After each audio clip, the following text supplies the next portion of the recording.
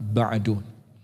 Allahumma inna nas'aluka ilman nafi'a wa na'udzu bika min ilmin la yanfa'. Amin ya rabbal alamin.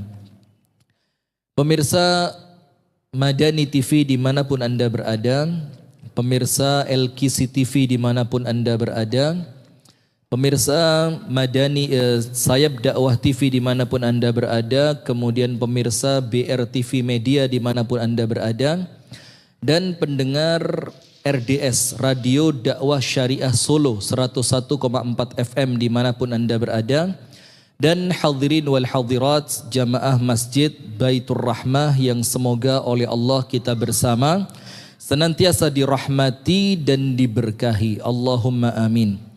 Puji dan syukur alhamdulillah kita haturkan kepada Allah atas limpahan nikmat yang Allah karuniakan kepada kita sehingga di malam hari ini Allah memudahkan kita, meringankan untuk kita, memberikan kesempatan, memberikan kemampuan untuk kita bersama-sama bisa duduk, menundukkan fikiran, menundukkan hati, memperkuat iman dan taqwa dengan talabul ilmi.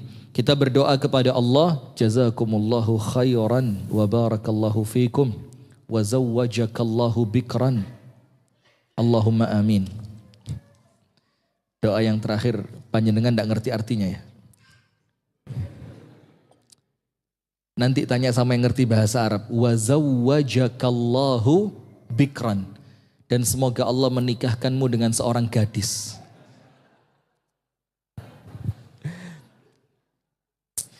Kalau kata Syekh Utsaimin, tidak boleh doain orang yang orangnya tidak berkenan.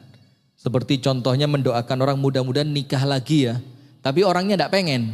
Itu tidak boleh. Tapi saya rasa tidak ada orang tidak pengen. Ya, maka hukumnya jadi boleh. Baik, jadi kita bersyukur kepada Allah di malam hari ini dipertemukan dalam rangka talabul ilmi. Dan kita berdoa kepada Allah, semoga apa yang kita amalkan mendatangkan ridha dari Allah. Dan duduknya kita di majelis ini oleh Allah dijadikan sebagai ibadah dan penggugur dosa. Amin ya rabbal alamin. Salawat beriring salam semoga tercurah dan terlimpahkan kepada suri tauladan kita, kekasih kita bersama, Nabi besar, Nabi agung, An-Nabi Muhammad sallallahu alaihi wasallam, beserta seluruh keluarganya, beserta seluruh istrinya, beserta seluruh sahabatnya, dan seluruh di antara umat dan pengikutnya yang setia menjalankan sunnah dan ajarannya ila yaumil qiyamah. Hadirin sekalian, tema kita adalah dahsyatnya istighfar. Nah, saya tidak akan membahas terlalu dalam mengenai fadilah-fadilah istighfar karena terulang, betul tidak? Istighfar itu memudahkan urusan, istighfar itu menjadikan setiap kesulitan kita oleh Allah diberikan kemudahan. Istighfar itu mendatangkan rezeki dari tempat dan arah yang tidak diduga. Itu insya Allah antum lebih tahu dari ana karena sudah terulang. Nah, termasuk cerita Imam Ahmad bin Hanbal dengan Khabbas. Tahu Khabbas? Tukang roti, tahu enggak? Nah, itu kan juga terulang bagaimana ada seorang tukang roti yang kemudian mempersilahkan Imam Ahmad nginep di rumahnya. Karena Imam Ahmad terusir dari masjid, gitu kan? Malam-malam Imam Ahmad keluar rumah, kemudian sholat maghrib, sholat isya. Setelah isya masjidnya ditutup seperti Baitur Rahmah. Nggak aman. Masjidnya ditutup, maka Imam Ahmad disuruh pergi. Dibilang kami tidak kenal siapa kamu karena zaman dulu kan orang tidak tahu ini Imam Ahmad karena tidak ada foto, tidak ada medsos segala macam. Maka Imam Ahmad keluar dari masjid tadi. Sampai di tengah jalan ketemu seorang laki-laki tukang roti. Dibilang kamu mau kemana? Tidak tahu. Ya sudah, kamu nginep di rumah saya. Kasih kamar segala macam. Ketika Imam Ahmad mulai mau istirahat, si tukang roti itu kalau bahasa Inggrisnya nguleni roti. Apa nguleni itu? Membuat adonan roti. Dia apa ya bahasa Indonesianya ya? Nguleni itu apa? Susah ya, kita ganti bahasa nasional aja ya. Apa? Ngulen itu apa? Susah ya. Ya pokoknya intinya dia mempersiapkan bahan untuk membuat roti.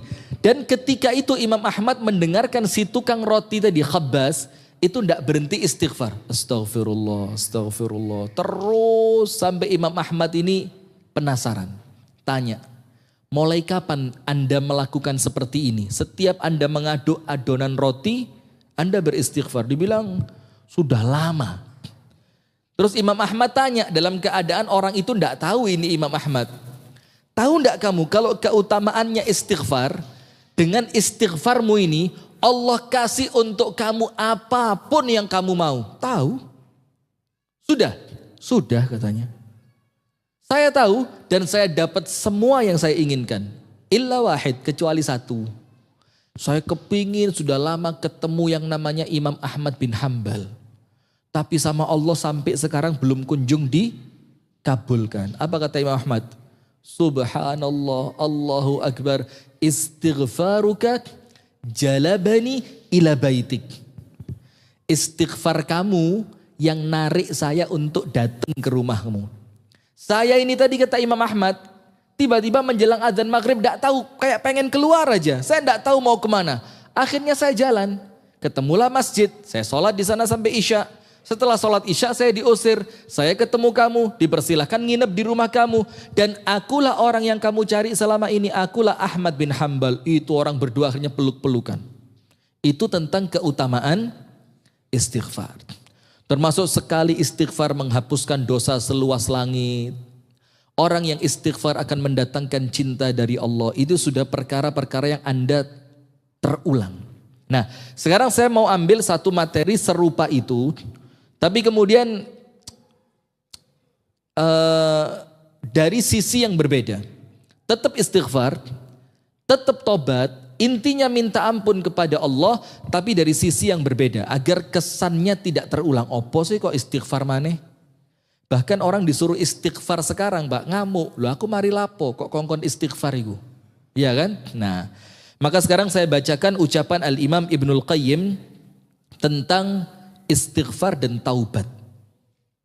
Ibnul Qayyim mengatakan, "Fa'idha aradallahu bi'abdihi khairan, fataha lahu abwabat taubah." Ini ciri ketika Allah menginginkan seseorang itu mendapatkan kebaikan, oleh Allah orang itu akan diringankan beristighfar.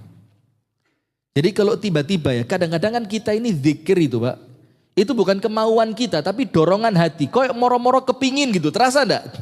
Kayak tiba-tiba kita kayak ringan gitu istighfar. Tiba-tiba kayak ringan gitu baca subhanallah walhamdulillah wala ilaha illallah wallahu akbar. Tiba-tiba kayak ringan gitu sholat sunnah. Dan itu semua ketika tiba-tiba Anda tergerak tanpa kemudian Anda merasa ini ada apa. Tiba-tiba lisan itu kok pengen istighfar ya. Sampai kadang-kadang panjenengan pakai alat yang di jari itu, yang dicetek, hitungan untuk zikir itu. Anda kadang-kadang astagfirullah, astagfirullah. Gak kerasa, moro-moro sudah sampai 700, sampai 1200, bahkan ada yang sampai 5000. Karena lagi tergerak hatinya untuk apa? Istighfar. Itu tandanya apa? Dikatakan oleh Ibnul Qayyim, ketika Anda tergerak untuk beristighfar, itu tanda saat itu Allah sedang memiliki kemauan baik untuk Anda. Allah sedang menginginkan kebaikan untuk Anda. Kemudian disebutkan oleh Al-Imam Ibnul Qayyim Al-Jauziyah,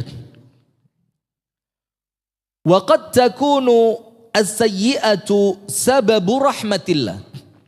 Dan terkadang kata Ibnul Qayyim, orang yang tergerak istighfar itu kan otomatis sambil dia istighfar, itu sambil mikir kan, ini dosa apa yang saya istighfari. Pernah gak begitu? Mesti kan? Misalkan kita ini matanya kurang terjaga. Susah untuk menundukkan pandangan. Atau mungkin telinga kita, susah untuk ditahan. Yang didengarkan itu sesuatu, kalaupun tidak haram, minimal sia-sia. Iya apa enggak? Kalaupun tidak haram minimal apa? Sia-sia duduk di warung kopi, ngalor ngidul, apalagi Baitur Rahmah mau bikin kopi juga ya. Ini usulan bagus ini si Pak Takmir gini. Nanti belakang sana kasih tempat duduk, ada kopi, tapi kopinya yang digiling loh ya. Jangan digunting. Kalau kopi gunting yang garai loro weteng. Karena kopi itu digiling bukan digunting. Kalau kopi gunting ini betul apa enggak? Enggak boleh. Astagfirullahaladzim. Wis. Baik, insyaallah semuanya enggak ada kembung, enggak ada sakit ya. Sehat walafiat. Amin. Sudah?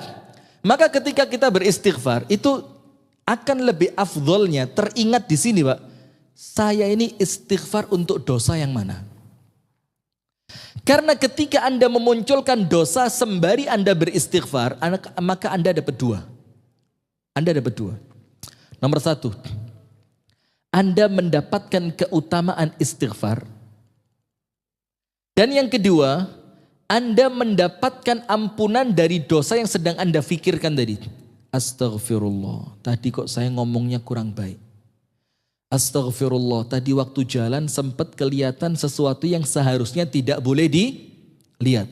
Jadi sembari Anda beristighfar, itu bukan sekedar otomatis pokok gano artine sekedar kalimat istighfar yang keluar sia-sia. Seperti apa? Seperti buih di lautan. Lah itu tidak ada artinya. Tapi istighfar kita itu masuk ke dalam hati, ya Allah aku salah. Ya Allah hamba perlu pertolongan darimu untuk menghapuskan kesalahan itu. Ya Allah kesalahan ini apabila tidak mendapatkan ampunan darimu maka akan mendatangkan bencana untukku. Kemudian muncul kesadaran astagfirullah. Maka tentu akan lebih baik istighfar itu bukan cepet-cepetan mengejar kuantitas. Oh saya harus istighfar sekian ratus, saya harus istighfar sekian ribu, saya harus sekian jam ini, waktu ini harus habis untuk apa? Istighfar. Itu tidak lebih baik dibandingkan orang yang istighfarnya sedikit tapi dalam. Ngerti, istighfarku menunjukkan aku banyak dosa. Istighfarku menunjukkan bahwa aku memiliki Allah yang maha pengampun. Istighfarku menjadikan aku merasa takut dengan dosa yang telah aku lakukan. Istighfarku adalah harapanku agar Allah memberikan ampunannya kepadaku. Itu semakin dalam makna istighfar yang Anda masukkan ke dalam hati, semakin berkualitas istighfar Anda. Itulah kenapa ketika Rasulullah SAW sholat malam, itu kan jumlahnya tidak banyak. Apanya yang banyak? Bacaan ayatnya. Sampai ada sahabat, ada dalam satu riwayat Anas bin Malik, dalam riwayat yang lain Mu'ad, banyak riwayatnya. Sahabat ikut sholat tahajudnya Nabi Muhammad. Apa yang terjadi? Fahamam tusu. Sahabat ini ngomong apa? Sampai saya berniat jelek kepingin tak tinggal. Kenapa? 1 rakaat itu 2 juz 1/4. Bahkan lebih. Al-Baqarah tok 2 juz 1/4. Ditambahi surat berikutnya, ditambahi surat berikutnya.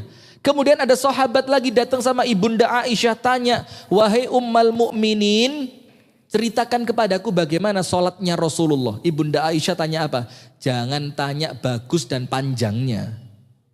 Kalian akan apa? Ya akan merasa berat untuk mengikutinya. Itu Rasulullah, jumlahnya tidak sampai bombastis.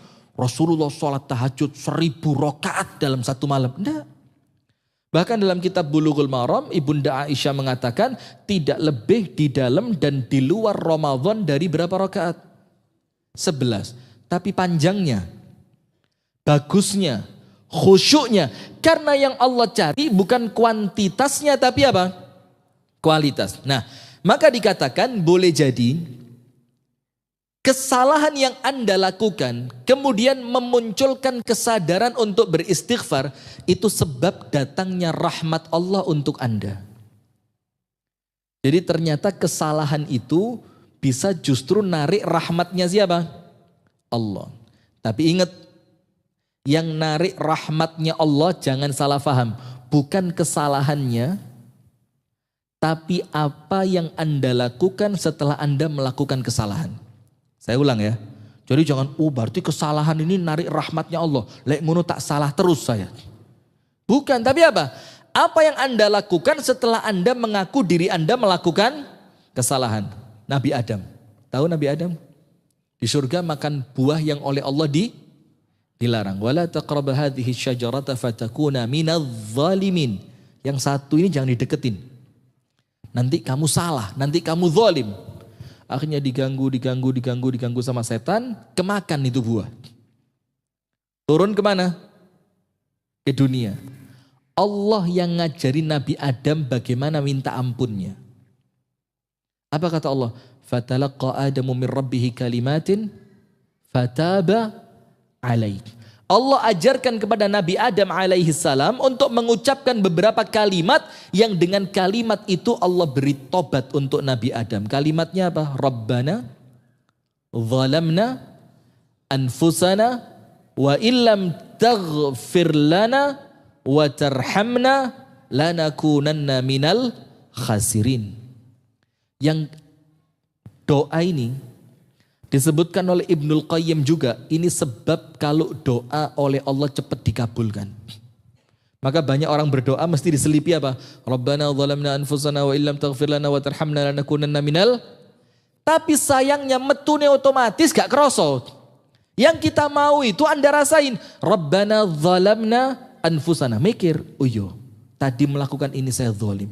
Tadi melakukan ini saya zalim. Tadi waktu sholat saya merasa ini saya zalim. Tadi sebelum sholat saya begini saya zalim. Tadi ada waktu luang saya tidak pakai baca Al-Quran saya zalim. Dirasain. Rabbana zalamna anfusana. Ditambahi.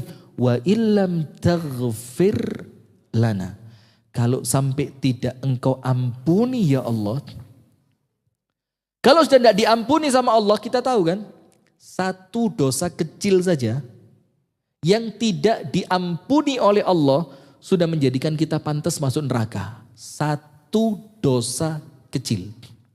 Kenapa begitu? Karena tidak akan masuk surga kecuali orang yang bersih. Maka itulah fungsinya neraka untuk apa?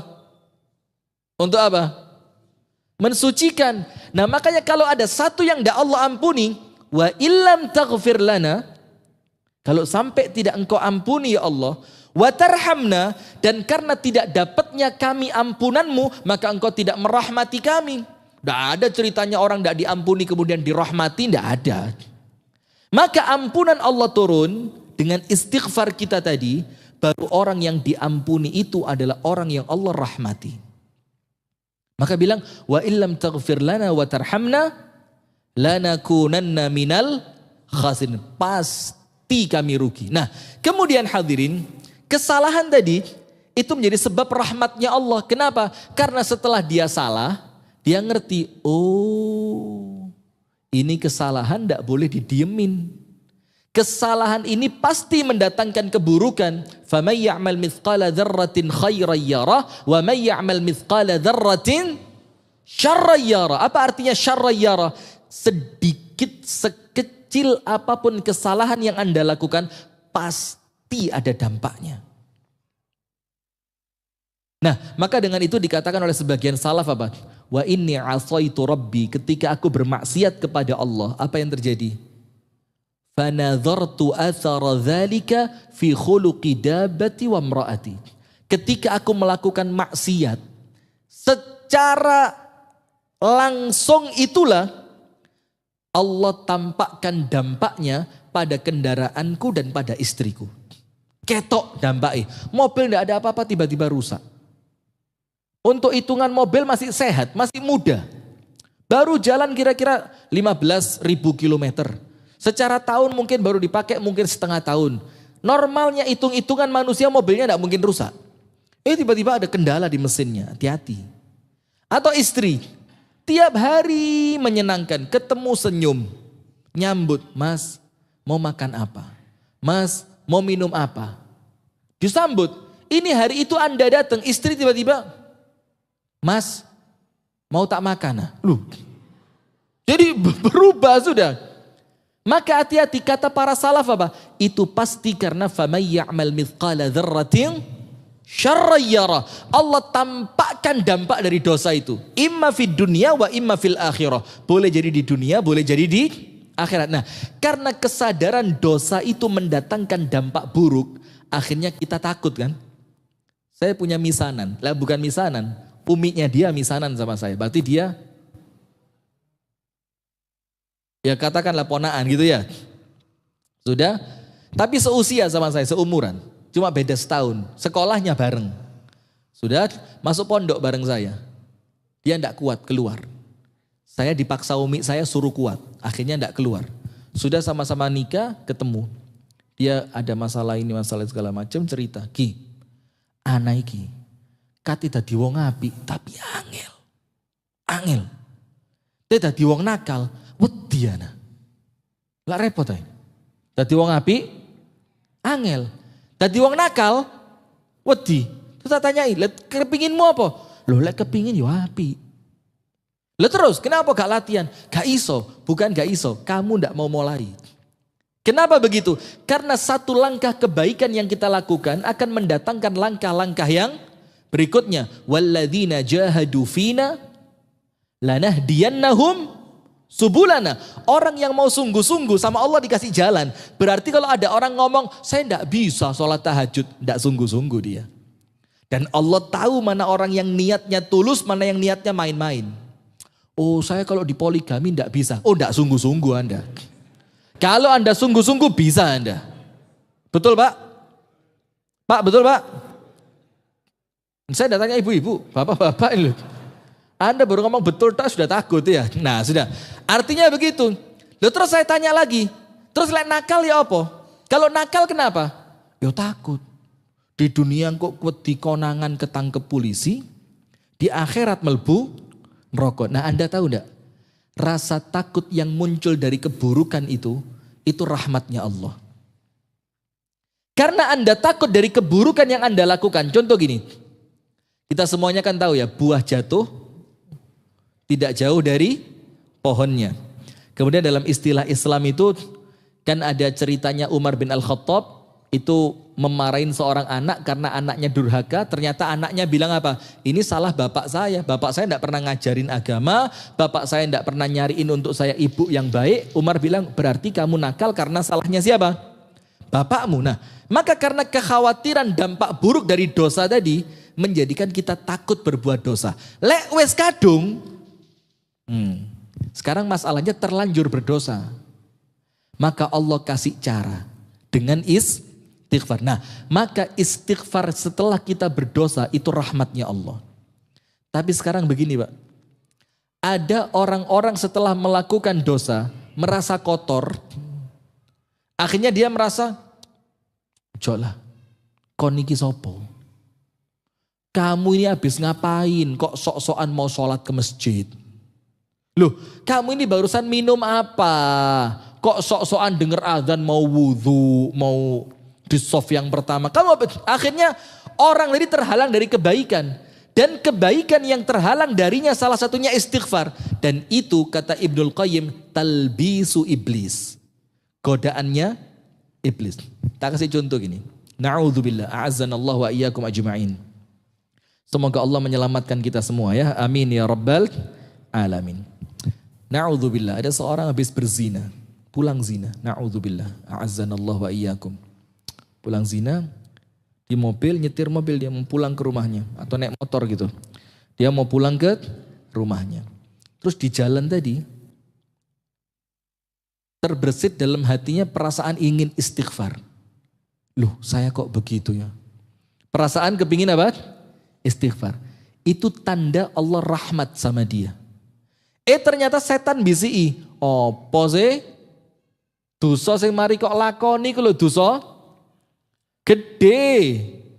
Anda ini barusan pulang dari perbuatan fahisyah, zina. Kok sekarang sok-sokan suci mau istighfar. Nah, itu ternyata setan. Maka sekarang hadirin, disebutkan oleh Ibnul Qayyim, terkadang kesalahanmu itu mendatangkan rahmat dari Allah. Maksudnya apa? Ketika Anda salah, terus kemudian Anda merasa takut, ya Allah, kesalahan ini mendatangkan azab bagaimana? Maka apa yang terjadi? Tiba-tiba seketika itu Anda istighfar. Nah, maka istighfar itulah artinya rahmat dari Allah untuk Anda. Ketambahan, bukan cuma itu. Tambahannya apa? Setelah Anda melakukan kesalahan, ternyata apa? Anda menjadi orang yang tidak merasa suci. Nah, ada cerita yang lain ini. Disebutkan oleh para ulama begini, Pak. Ada seorang ahli ibadah. Ahli ibadah seperti antum inilah, insya Allah semuanya cepat masuk surga, amin. Tapi cari generasi penerus dulu buat masjid. Kalau ini terlanjur masuk surga belum ada pemudanya kan repot. Ini Baitur Rahmah pemudanya ada pemuda Baitur Rahmah. Insya Allah mudah-mudahan ya, karena pemuda itu penting. Sudah ahli ibadah. Ketika dia ibadah, tidak pernah maksiat. Bahkan datang untuk sholat zuhur itu 7:30 pagi. Orang tanya, mau nambah mas? Katanya Nandi, zuhuran. Jam piro 7:30. Lu gak apa-apa. Harus lebih cepat ini. Saat durungnya kedisian muadzin. Sudah, pokok top. Sampai akhirnya muncul ujub. Ujubnya memunculkan sombong. Sombongnya menjadikan dia dibenci oleh Allah. Kalau Allah kesian sama orang itu, dikatakan oleh Ibnul Qayyim, kalau Allah kesian sama orang tadi, ternyata ibadah yang seharusnya ibadah ini menuntun kamu masuk surga, ternyata dengan ibadahmu kamu malah ujubmu menjadikan dirimu sombong. Kalau kamu sombong, tempatmu di mana? Neraka. Kalau Allah kesian, kan tidak pantas masuk ahli ibadah masuk neraka. Kan pantasnya ahli ibadah masuk mana? Surga. Nah, kalau Allah kesian, Pak, karena salah jalannya dia ibadah muncul sombong, apa yang terjadi? Oleh Allah dikasih cara terekstrim. Apa itu? Allah jatuhkan dia pada kemaksiatan besar dan aibnya dibongkar. Nampaknya dalam tanda kutip, maaf ya, nampaknya kan Allah jahat. Ya Allah, ini loh ahli ibadah. Mosok ahli ibadah engkau jatuhkan dalam perbuatan maksiat. Dan setelah dia maksiat engkau bongkar lagi. Nampaknya jelek atau buruk? Jelek atau buruk? Nampaknya jelek atau baik? Nampaknya jelek, ternyata baik. Sekarang kita kupas satu persatu. Gini. Ibadah, arti awalnya apa? At-tadzallul. Ibadah, abid itu budak, budak itu hina. Maka arti awal ibadah dalam kitabnya Ibnu Taimiyah Al-Ubudiyah, arti awal ibadah at-tadzallul amamallah, merasa hina di hadapan Allah. Berarti kalau ada orang ibadah merasa mulia, salah jalan dia. Bukan itu yang Allah inginkan. Nah, maka ketika Allah kesian, Allah akan kembalikan dia menjadi hina. Allah akan kembalikan dia apa? Merasa hina. Setelah sebelumnya dia merasa sombong dengan apanya? Wah, aku sedino iki wis istiqomah, Pak. Odoj. One day, one juice. Wah, istiqomah. Kadang-kadang iki gak sak jus. Kadang-kadang ya sak jus setengah. Iku lek gak moco ngelu sirahku. Meripat kayak kelemun-kelemun. Wah, udah. Terus poso iku ya Mas yo gak Daud yo, tapi Senin Kemis itu iku settingan pabrik iku. Iku sahur gak sahur iku mesti poso. Kadang-kadang bahkan buka niku balik subuh mana kok. Saking semangatnya dia puasa ini. Kadang-kadang butuh buka iku ngenteni meneh subuh mana, kurang lega lek luwe. Sudah. Dengan ibadah itu yang seharusnya dia memunculkan rasa hina di hadapan Allah, ternyata dia malah sombong. Maka oleh Allah dikembalikan ke settingan yang benar. Jeret. Dikembalikan, dijadikan orang itu merasa hina. Dengan apa? Tanpa dia sadari. Bahkan tidak pernah dia pikirkan. Moro-moro terjatuh dalam dosa besar. Tiba-tiba dia tidak tahu ketemu teman lama, ya apa ceritanya, moro-moro disuguhi minuman. Wis hormat re iki mek gawe ngregani kanca tok, kan gitu biasanya. Minum sampai mabuk dimasukkan kamar, zina, naudzubillah. Setelah dia sadar, di sebelahnya perempuan, la ilaha illallah.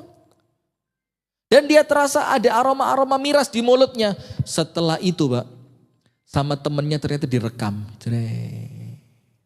Rekamannya disebar. Na'udzubillah min dzalik. Akhirnya dia apa?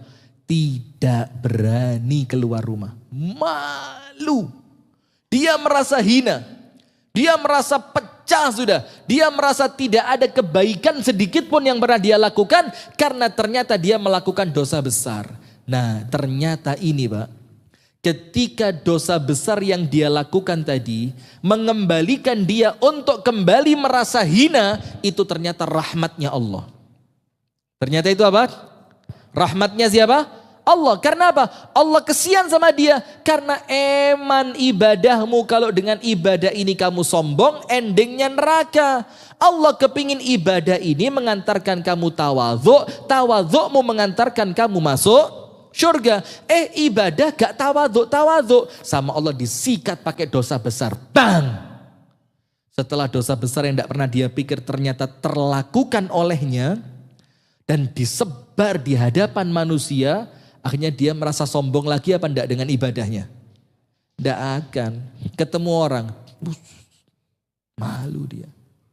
Karuan lah gak tahu ibadah, maksiat, pantes. Ini orang yang terkenal masjid, terkenal Quran, terkenal puasa, geletek, moro-moro konangan, zina, a'udzubillah minasyaitonirrajim. Bahaya kan?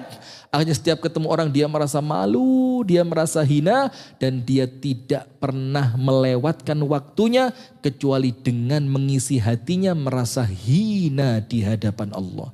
Nah, itulah rahmatnya Allah ketika seseorang tergerak untuk istighfar. Nah, kemudian dikatakan oleh Ibnul Qayyim, maka kemudian di sini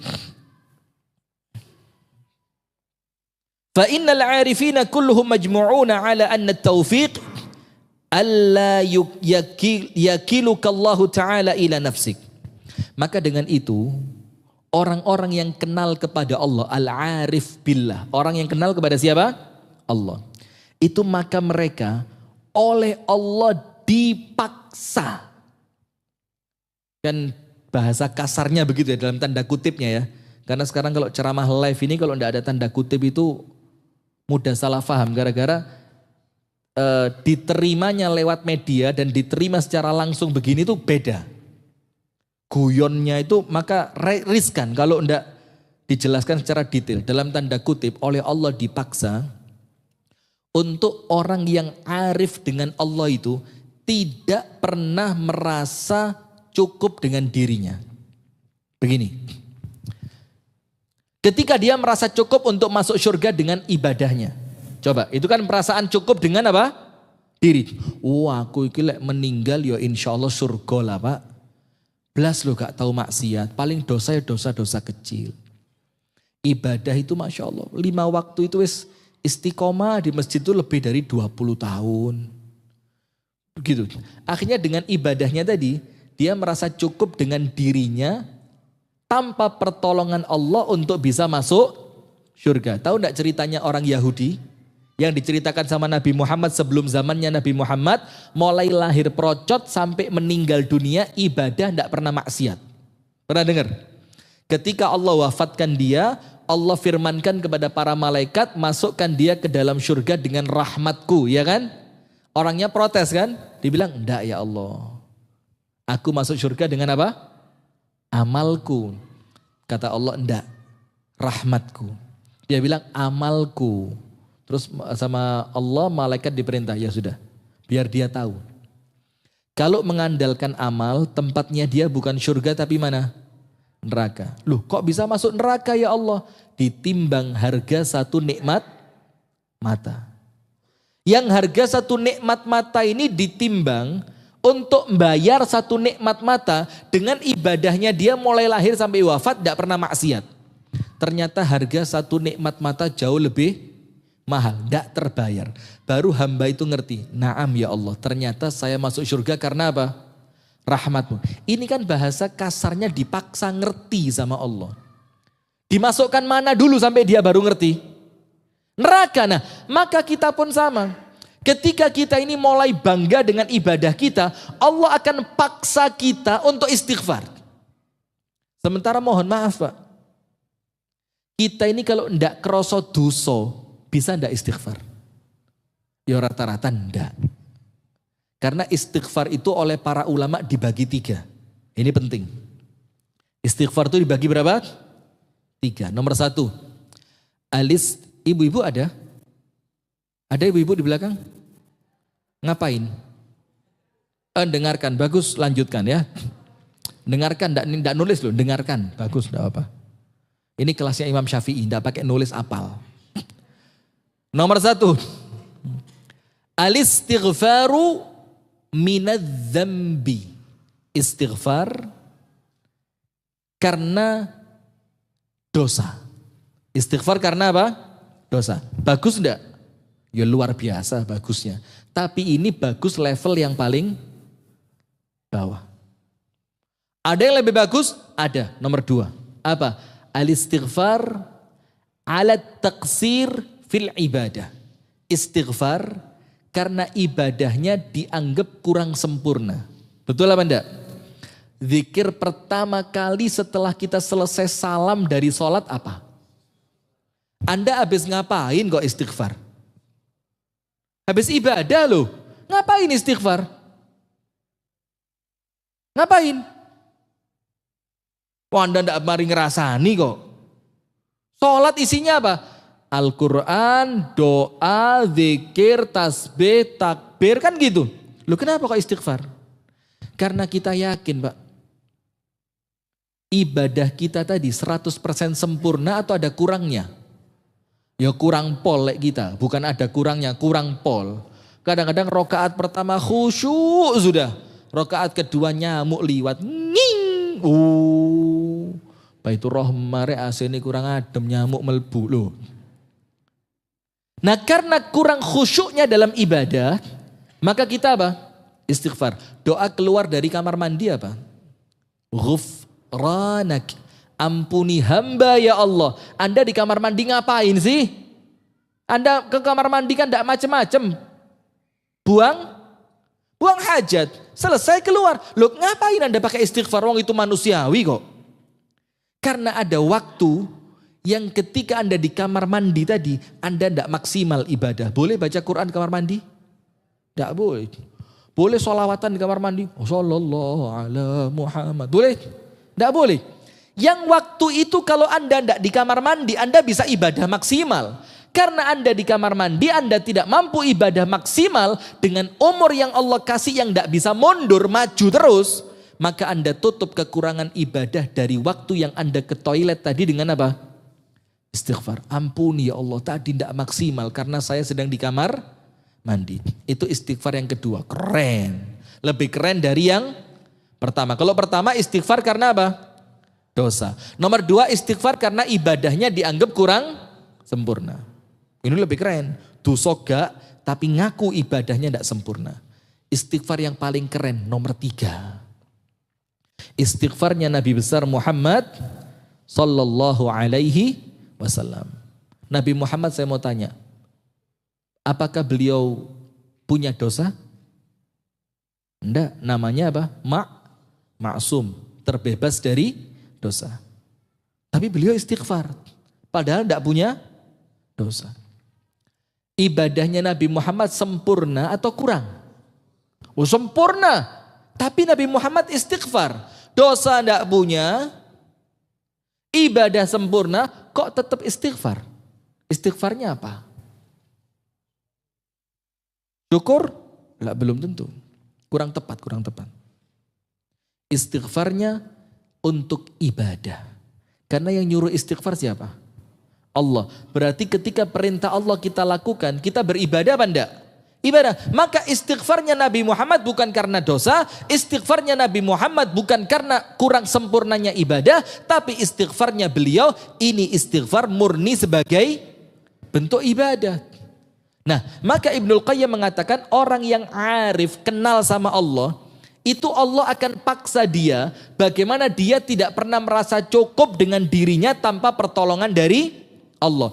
Itulah diperbanyak mengucapkan la haula wala quwata illa billah. Tapi sekali lagi Pak, la haula wala quwata illa billah itu gak mek metu tok.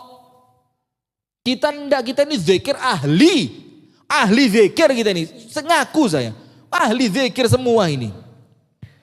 Apalagi yang sempat pakai alat itu. Woi, alat itu kalau saya rek. Tambah terpacu gitu. 3.700 rek. Nanti lagi 9.200. Oh iki kudu 10.000 iki. Nguber mana tambahi 800. Ya apa enggak? Memacu. Boleh enggak? Boleh. Bagus. Tapi nampaknya kok hitung-hitungan kuantitas. Enggak ada nilai di situ. Maka termasuk la haula wala quwata illa billah. Itu ngaku ya Allah. Saya mampu ibadah betul-betul karenamu ya Rabb. Bahkan ketika saya mampu beristighfar setelah saya berdosa, itu karenamu ya Allah. Ngaku begitu. La haula wala quwata illa billah. Akhirnya sama Allah dipaksa, bagaimana supaya ahli ibadah ini tidak merasa cukup dengan dirinya. Bagaimana caranya Allah? Kembali seperti yang tadi, dibikin dia melakukan dosa. Supaya dia merasa kira-kira ibadah yang aku lakukan sepanjang ini dibandingkan dengan dosa yang aku lakukan. Oh iki waduh abotan dosaku. Jauh lebih berat apa? Dosa saya. Akhirnya dia merasa apa? Berarti kalau saya sendirian tidak cukup. Saya harus megang siapa? Allah Ta'ala. Itu al-arif billah. Orang yang kenal sama. Maka disebutkan di sini orang yang arif kepada Allah. Itu Allah akan jadikan dia tidak pernah merasa cukup dengan diri dan amalnya. Maka oleh Allah dipaksa dengan apa tadi? Merasa berdosa. Nah maka saya sampaikan, jujur Pak, ini saya sampaikan dari dalam hati. Kita ini yang ahli masjid, ini yang justru paling rawan masuk neraka. Dibandingkan mereka yang di luaran sana, itu justru kalau mereka sukses, mereka bilang apa? Ini tidak mungkin kalau karena saya ini. Mau sholat, gak pernah. Megang Quran, sama sekali. Senin Kemis, oh jangankan Senin Kemis. Daud itu lo gak ngerti. Kok Daud apa? Ayyamul Bid itu lo gak ngerti saya. Tahajud, tahajud, duha aja gak pernah kok. Nah akhirnya orang semacam ini justru merasa apa? Kalaupun saya sukses, oh ini jelas karena Allah kasihan sama saya. Akhirnya memunculkan sikap berikutnya. Nah berarti akhirat, ya tidak mungkin saya selamat kalau tidak atas pertolongannya siapa? Allah. Maka Anda tahu ucapannya Imam Syafi'i dalam syairnya apa? Falaulaka ya Rabbi ma naja minna ahadun. Kalau bukan karenamu ya Allah, seorang pun di antara kami tidak ada yang selamat. Kenapa begitu? Imam Syafi'i ngasih contoh. Dan Imam Syafi'i cerdas Pak. Apa contohnya? Nabi Adam, siapa yang menciptakan? Allah Ta'ala. Langsung diciptakan dengan tangannya. Siapa yang meniupkan ruhnya Nabi Adam?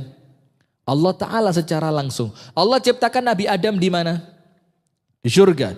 Allah jadikan untuk Nabi Adam ilmu yang luar biasa. Yang malaikat tidak ngerti. Dam ini apa? Ada. Wa 'allama Adam al-asma'a kullaha. Allah ajarin semuanya. Ngerti kabeh Nabi Adam. Kemudian Nabi Adam merasa sedih, ya Allah tidak ada pasangan. Allah kasih Siti Hawa. Iya enggak?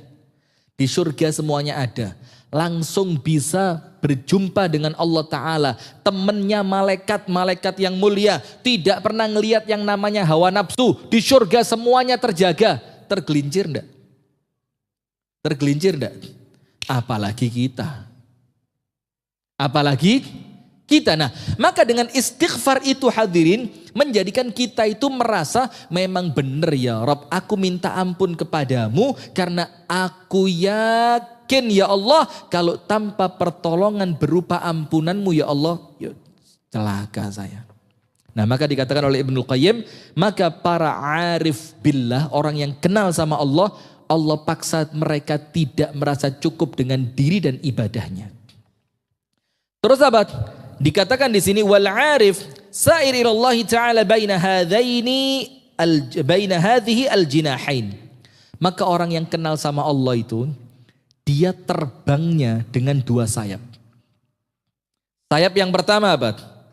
La yumkinuhu an yasira illa bainahuma, dan tidak mungkin dia bisa menuju kepada Allah, terbang untuk sampai pada ridhonya Allah kecuali dengan keduanya.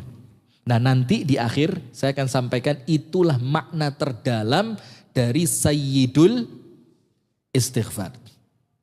Istighfar yang paling keren. Nah tidak akan bisa terbang kecuali dengan keduanya dan tidak akan sampai kepada Allah kecuali dengan keduanya. Famata fatahu wahidun minhuma fahuwa kattair alladhi faqada ahadu janahi. Ketika dia kehilangan salah satu dari dua ini, seperti burung yang sayapnya tinggal satu. Bisa terbang enggak? Enggak bisa. Yang pertama apa? Musyahadatul minnati minallahi ta'ala. Dia meyakini semua yang dia miliki pemberiannya siapa? Allah, termasuk ibadahnya. Jangan kayak Qarun.